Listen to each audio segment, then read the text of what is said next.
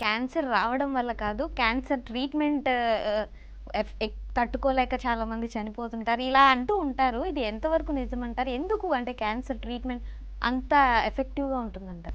ఇది కొద్ది వరకు నేను క్యాన్సర్ ట్రీట్మెంట్ వల్ల ఇబ్బందులు ఉంటాయని ఒప్పుకుంటాను. సో 25 ఇయర్స్ బ్యాక్ మనకు మందులు అందుబాటులో లేకుండే చాలా వరకు.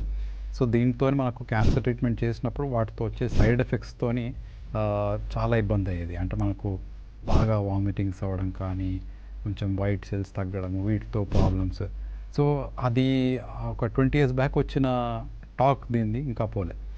సో ఇప్పుడున్న అడ్వాన్సెస్ మనకు ఏంటంటే ఇప్పుడు మెయిన్ క్యాన్సర్కి వచ్చే సైడ్ ఎఫెక్ట్స్ని ప్రతి మందుకి ఏమేమి వస్తాయి అనేది ముందే గుర్తించి వాటికి సంబంధించి సైడ్ ఎఫెక్ట్స్ రాకుండా మనం మందులు ఇస్తున్నాం.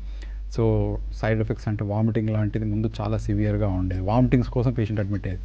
ఇప్పుడు మేము లాస్ట్ 5-10 ఇయర్స్లో సివియర్ వామిటింగ్ అనేది ఎవరు వచ్చి అడ్మిట్ అవ్వడం అనేది జరగలేదు.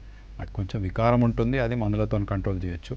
సో ఈ మందులతో వచ్చే అడ్వాన్సెస్ ఏంటంటే ఈ సైడ్ ఎఫెక్ట్స్ తగ్గిపోవడము, ఈ మనకు పేషెంట్ కూడా టాలరెన్స్, అంటే మనకు ఇప్పుడు మీరు అన్నట్టు ట్రీట్మెంట్ తీసుకుంటే ఇబ్బంది అవుతుంది అనే దగ్గర నుంచి ఇప్పుడు ట్రీట్మెంట్ ఎప్పుడు తీసుకోవాలనే దగ్గరికి వచ్చారు.